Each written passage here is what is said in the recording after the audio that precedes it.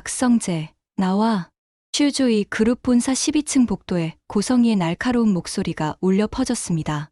직원들이 화들짝 놀라 고개를 돌렸어요. 헝클어진 머리에 화장기 하나 없는 얼굴, 구겨진 옷차림의 여자가 복도를 성큼성큼 걸어오고 있었습니다. 며칠 전까지만 해도 화려한 재벌 사모님이었던 고성희의 모습은 온데간데 없었어요. 저기, 출입증이 없으시면. 경비원이 다가오려 했지만 고성희는 그를 거칠게 밀쳐냈습니다. 비켜. 내가 누군지 몰라? 박진석 회장 아내 고성희야. 아니 그게 지금은. 경비원이 난처한 표정을 지었어요. 이미 본사에는 고성희의 출입을 금지하라는 회장님의 지시가 내려와 있었거든요. 하지만 고성희는 아랑곳하지 않고 성재의 사무실로 향했습니다. 박성재는 책상 앞에 앉아 서류를 검토하고 있었어요. 부산에서 돌아온 후 회사 업무에 더욱 집중하고 있었습니다. 아버지를 도와 고성희가 저질렀던 비리들을 하나하나 정리하는 작업이었죠. 쾅! 사무실 문이 거칠게 열렸습니다. 박성재가 깜짝 놀라 고개를 들었어요. 문 앞에는 귀신 같은 얼굴의 고성희가 서 있었습니다. 어머니, 여기 어떻게? 닥쳐. 내가 그랬지. 내가 다 말했지. 고성희는 박성재에게 달려들었어요. 그녀의 눈에는 광기가 서려 있었습니다. 무슨 말씀을. 시침이 떼지 마. 내 비밀을 박진석한테 다 일러바친 게 너잖아. 아버지한테 말하지 않기로 했었잖아. 우진이랑 은호 일, 비자금까지 전부. 내가 아니면 누가 알아? 고성희의 목소리는 히스테리에 가까웠어요. 며칠간 쌓였던 분노와 좌절이 폭발하는 순간이었습니다. 박성재는 침착하게 자리에서 일어났습니다. 내가 말하고 말하지 않은 게 뭐가 그리 중요하죠? 그걸 지금 따진다고 뭐가 달라진다고 이러시냐고요? 이 새끼가. 고성희의 손이 번쩍 올라갔지만 박성재는 피하지 않았어요. 때리고 싶으면 때리세요. 하지만 그런다고 뭐가 바뀌나요? 이미 다 끝난 일이에요. 박성재의 차갑고 담담한 목소리가 고성희를 더욱 분노하게 만들었습니다. 끝나긴 뭐가 끝나. 넌 뭔데? 넌 뭔데 감히 내 인생을 망쳐. 내가 뭐라고. 당신이 먼저 우리 가족을 망쳤잖아요. 우진이를, 은호를, 영락까지. 당신이 먼저 다 망가뜨렸어. 성재도 목소리를 높였습니다. 그동안 참아왔던 분노가 터져나왔어요. 우진이가 얼마나 고통받았는지 알아요? 은호가 얼마나 외로웠는지 아냐고요? 영라가 당신 밑에서 얼마나 숨막혀 했는지 알기나 해요? 그게 다 잘 살려고 한 거잖아. 너희들 잘 먹고 잘 살게 하려고. 잘 살게? 웃기지 마. 당신만 잘 살려고 한 거잖아요. 두 사람의 목소리가 점점 커졌어요. 고성희는 떨리는 손으로 핸드폰을 꺼냈어요. 좋아. 내가 증거 보여줄게. 내 아버지도 깨끗한 척하지만 얼마나 더러운 짓 했는지. 그렇게 한다고 그게 당신 죄를 지우진 못해요.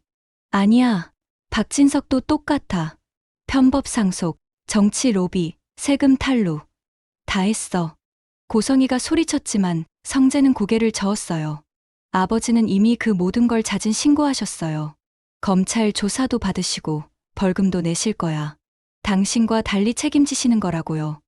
뭐. 고성희의 얼굴이 하얗게 질렸습니다. 마지막 카드마저 이미 무용지물이 된 거예요. 이럴 수가 없어. 고성희는 제정신이 아니었습니다. 며칠간 잠도 제대로 못 자고 먹지도 못한 채 분노만 삼키며 지냈거든요. 그 모든 게 지금 폭발하고 있었어요. 다 너 때문이야. 내가 아니었으면. 내가 입만 다물고 있었으면. 고성희가 성재를 향해 달려들었습니다. 성재는 뒤로 물러서려 했지만 고성희의 손이 그의 가슴을 잇는 힘껏 밀어냈어요. 으악! 성재의 몸이 뒤로 휘청거렸습니다.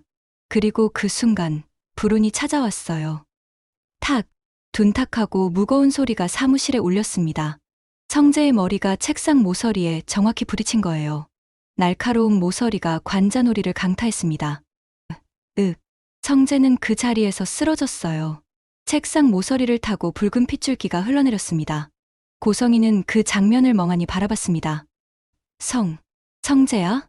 하지만 박성재는 대답이 없었어요. 바닥에 쓰러진 채 미동도 하지 않았습니다. 야, 박성재. 야.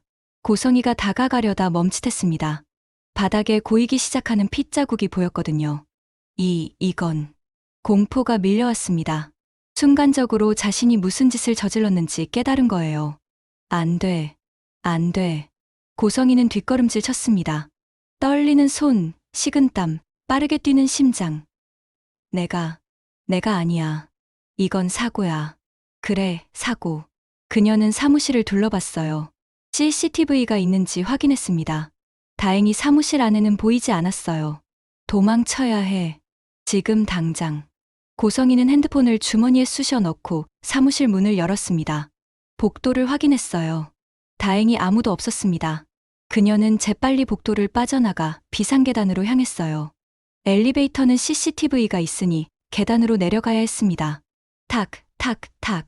급한 발소리가 계단을 울렸습니다. 고성이는 숨을 헐떡이며 1층까지 내려갔어요. 그리고 뒷문으로 빠져나가 인파 속으로 사라졌습니다. 사무실에는 여전히 성재가 쓰러져 있었습니다. 책상 모서리에서 흘러내린 피가 점점 더 커다란 웅덩이를 만들고 있었어요. 2시간이 흘렀습니다. 박진석 회장은 집무실에서 서류를 검토하고 있었어요. 오늘은 박성재와 함께 점심 약속이 있었는데 이상하게도 성재에게서 연락이 없었습니다. 이상하네. 박진석은 휴대폰을 들어 박성재에게 전화를 걸었어요. 하지만 전화는 연결되지 않았습니다. 몇 번을 더 걸어봤지만 마찬가지였어요. 왜 전화를 안 받지? 박진석은 불안한 마음이 들기 시작했습니다. 박성재는 평소에 전화를 놓치는 일이 거의 없었거든요. 비서실장. 네, 회장님. 비서실장이 집무실로 들어왔습니다. 부사장한테 가서 뭐 하는지 좀 봐. 아까부터 전화를 안 받네. 알겠습니다. 비서실장은 곧바로 12층으로 향했어요. 엘리베이터를 타고 올라가는 동안에도 박성재에게 전화를 걸어봤지만 역시 받지 않았습니다. 이상한데. 비서실장은 성재의 사무실 앞에 도착했어요. 문은 살짝 열려 있었습니다. 부사장님. 대답이 없었어요. 부사장님, 들어가겠습니다. 비서실장이 문을 열고 들어가는 순간 그의 얼굴이 창백하게 변했습니다. 으악, 부사장님.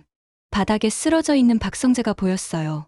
머리 밑으로 피가 고여 있었고 얼굴은 핏기 하나 없이 하얗게 질려 있었습니다. 비서실장은 급히 박성재에게 달려가 맥박을 확인했어요. 약하지만 뛰고 있었습니다. 아직 살아있어. 119, 119 빨리.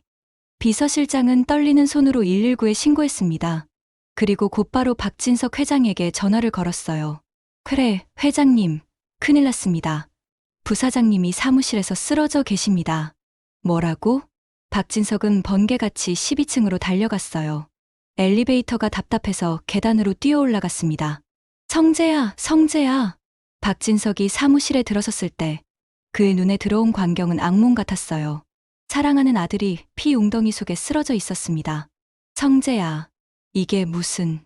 박진석은 아들에게 달려가 떨리는 손으로 얼굴을 어루만졌어요. 아빠가 왔다. 아빠 왔어. 정신 차려, 제발. 하지만 성재는 눈을 뜨지 못했습니다. 곧 119 구급대원들이 도착했어요. 그들은 신속하게 성재를 들것에 옮겼습니다. 보호자분이시죠? 같이 가셔야 합니다. 네네. 박진석은 넋을 잃은 채 구급차에 올라탔어요. 사이렌 소리가 울리며 구급차가 출발했습니다. 구급차 안에서 박진석은 아들의 손을 꼭 잡았어요. 차가운 손이었습니다. 제발, 제발 괜찮아야 해. 아빠가 지킬게. 제발. 박진석의 눈에서 눈물이 주르륵 흘러내렸습니다. 병원에 도착하자마자 성재는 응급실로 들어갔어요. 의료진이 분주하게 움직였습니다. 혈압 떨어지고 있습니다. 수혈 준비. CT 찍어야 합니다. 응급실 밖에서 박진석은 무릎이 꺾여 주저앉을 뻔했어요. 벽에 기대어 간신히 몸을 지탱했습니다. 성재야, 우리 아들. 잠시 후 응급실 문이 열리고 의사가 나왔어요. 표정이 매우 심각했습니다. 보호자 되시는 분이? 네, 전데. 제 아들 어떻게 됐습니까? 박진석이 다급하게 물었습니다. 의사는 깊은 한숨을 쉬었어요. 두개골 골절과 함께 뇌출혈이 심각합니다. 지금 당장 수술을 해야 하는데 솔직히 말씀드리면 예후가 좋지 않습니다. 예후가 좋지 않다니. 그게 무슨... 최선을 다하겠습니다. 수술 동의서에 사인 부탁드립니다. 떨리는 손으로 박진석은 동의서에 서명했어요. 성재는 곧바로 수술실로 옮겨졌습니다. 수술 중이라는 붉은 불이 켜졌습니다. 박진석은 수술실 앞 의자에 주저앉았어요. 두 손으로 얼굴을 감싸며 흐느꼈습니다. 내 잘못이야. 다 내 잘못이야. 3층 수술실 앞. 수술 중 불빛이 여전히 켜져 있었어요. 벌써 4시간째였습니다. 박진석은 의자에 앉아 두 손을 모으고 기도하고 있었어요. 신을 믿지 않던 그였지만 지금은 누구에게라도 매달리고 싶었습니다. 제발, 제발 우리 아들 살려주세요. 시간이 흘렀습니다. 저녁 7시 수술실 문이 열렸어요.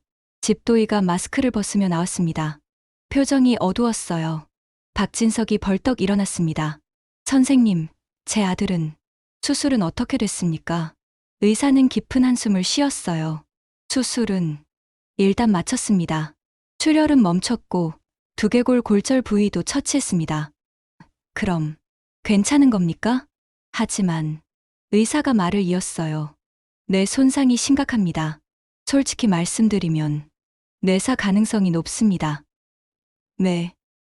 뇌사? 박진석의 다리에 힘이 풀렸어요. 이상철이 재빨리 그를 붙잡았습니다. 아직 확정은 아닙니다. 24시간 지켜봐야 합니다. 하지만 준비는 하셔야 할 것 같습니다. 의사의 말에 박진석은 그 자리에 주저앉고 말았어요.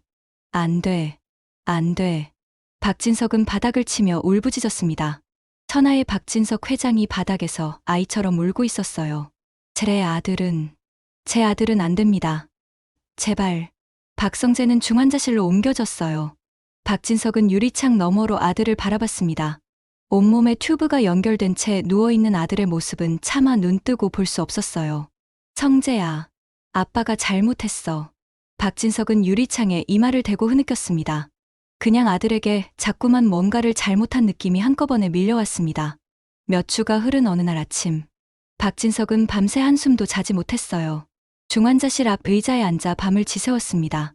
의료진이 정기적으로 들어가 성재의 상태를 확인했지만 반응은 없었어요. 오전 10시 신경과 과장이 찾아왔습니다. 보호자님, 잠시 이야기 좀 하시죠. 박진석은 과장을 따라 상담실로 갔어요. 박성재 씨의 뇌파 검사 결과 등을 검토하고 뇌사판정위원회에서 최종 뇌사 판정을 내렸습니다. 과장이 검사 결과지를 꺼냈어요. 평탄 뇌파입니다. 뇌 기능이 거의 정지된 상태예요. 그게 무슨 뜻입니까?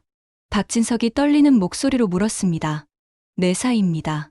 과장의 말에 박진석은 의자에 푹 꺼져 앉았어요. 그럼 제 아들은 죄송합니다. 최선을 다했지만 박진석의 눈에서 눈물이 주르륵 흘러내렸어요.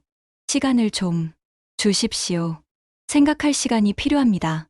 네, 알겠습니다. 혹시 괴로우시겠지만 장기 기증에 대해서도 생각해 보시기 바랍니다. 박성재 씨의 장기는 아직 건강합니다. 과장이 조심스럽게 말했습니다.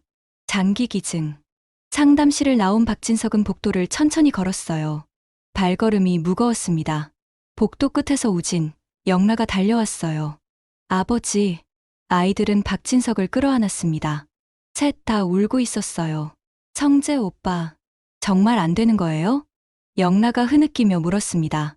박진석은 고개를 끄덕였어요. 뇌사란다. 안 돼. 안 돼. 영라가 바닥에 주저앉아 울었습니다. 우진도 벽에 기대어 눈물을 흘렸어요. 아버지, 미안하다, 얘들아. 아빠가 너희들을 지켜주지 못했어. 박진석이 아이들을 끌어안았어요.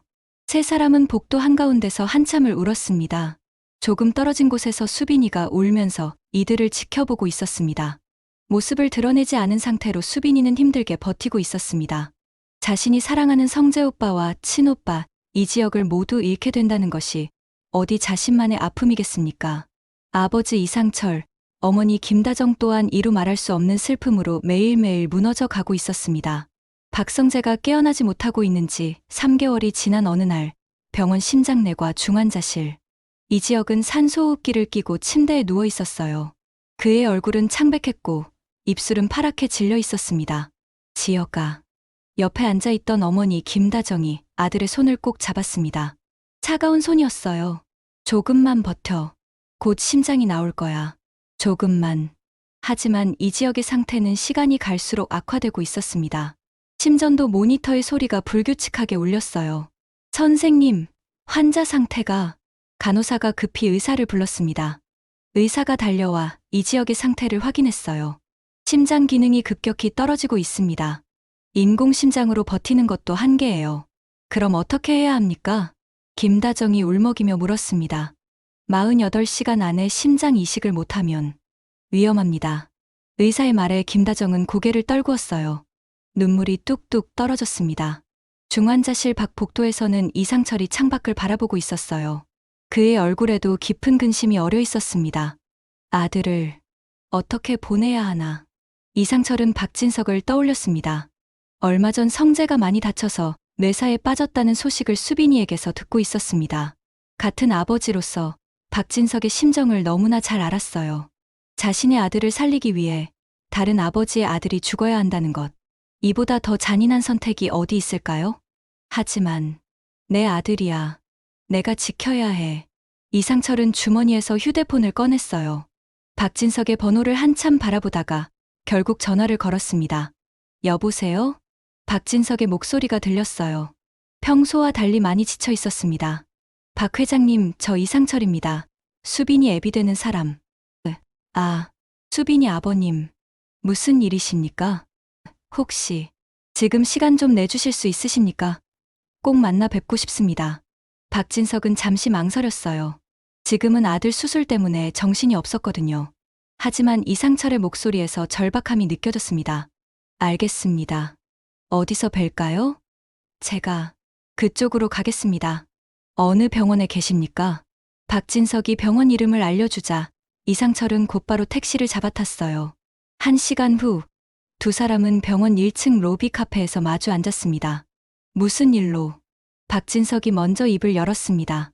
이상철은 떨리는 손으로 커피잔을 들었다 놨다 반복했어요. 입을 떼기가 쉽지 않았습니다.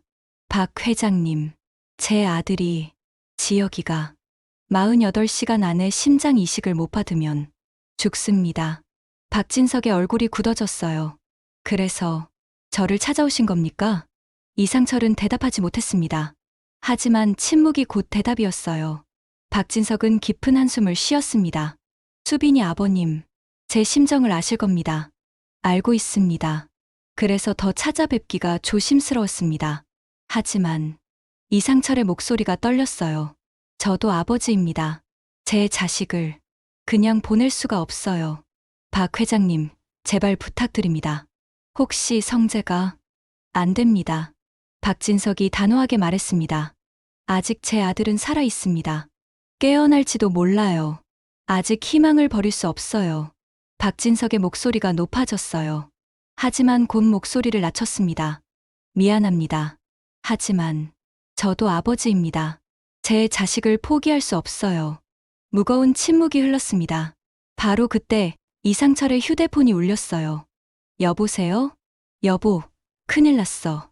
지혁이가 다시 쓰러졌어. 다정의 다급한 목소리가 들렸습니다. 뭐라고? 지금 응급실로 이송 중이야.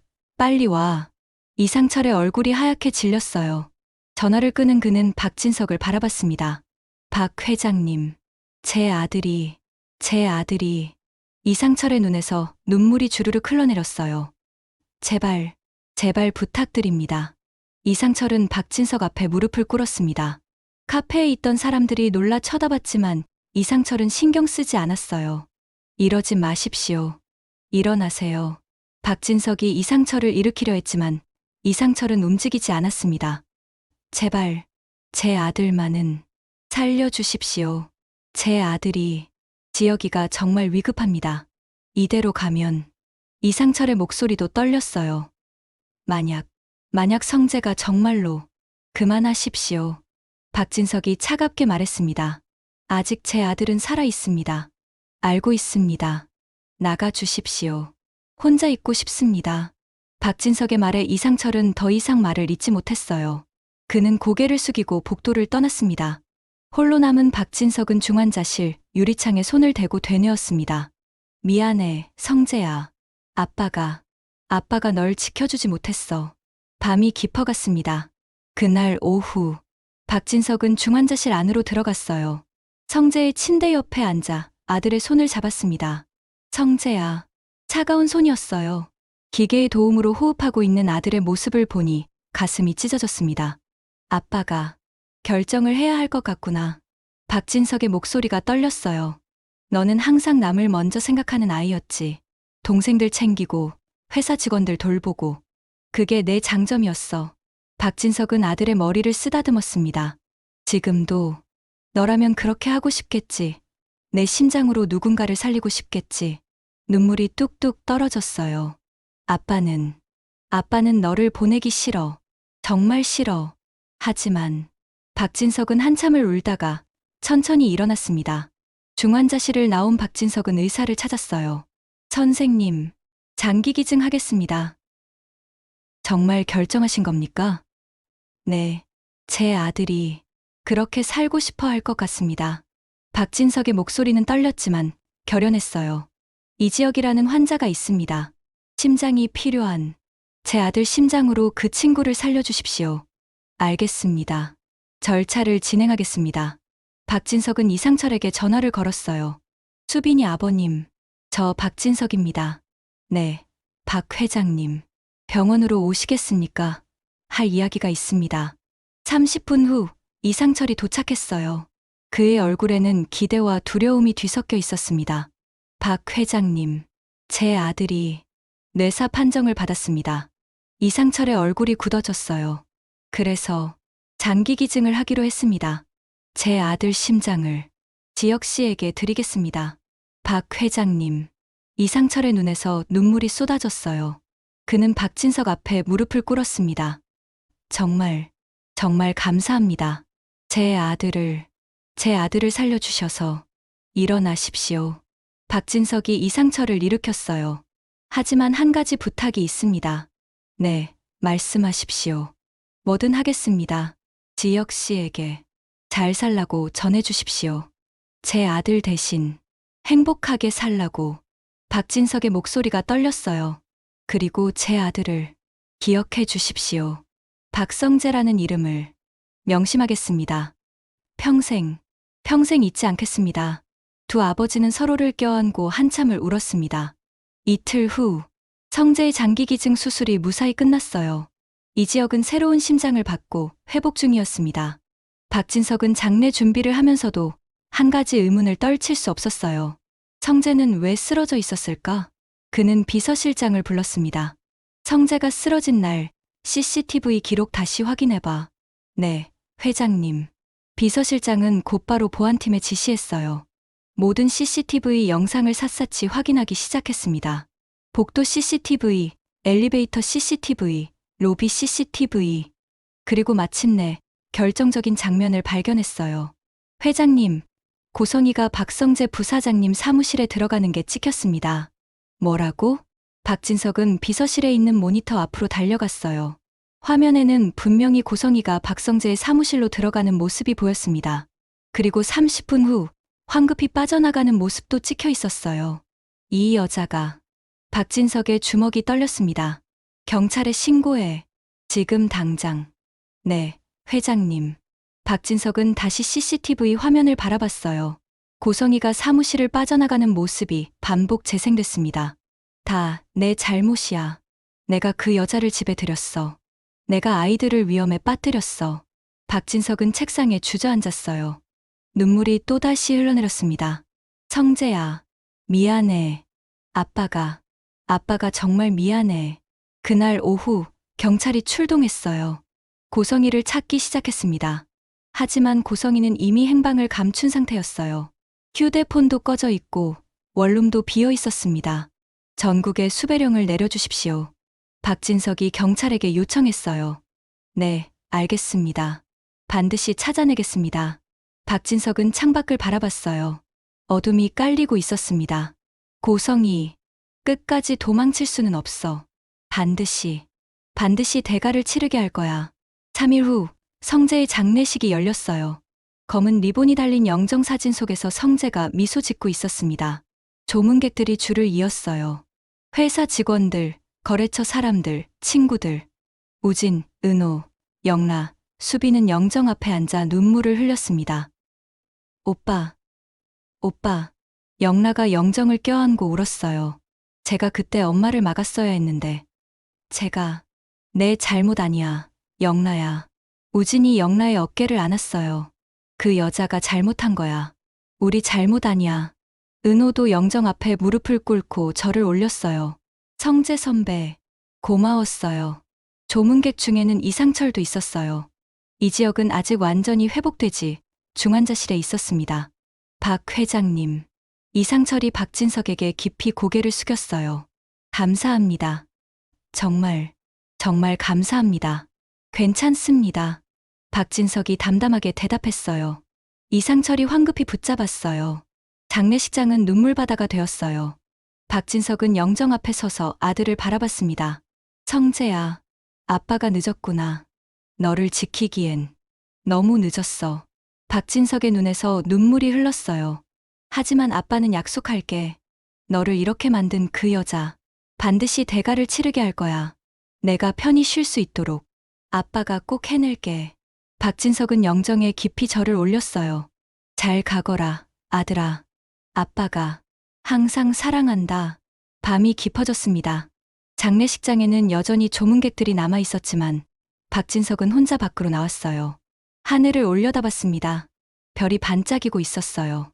성재야, 저기 있니? 아빠 보이니? 박진석은 하늘을 향해 손을 뻗었어요. 미안해. 정말 미안해.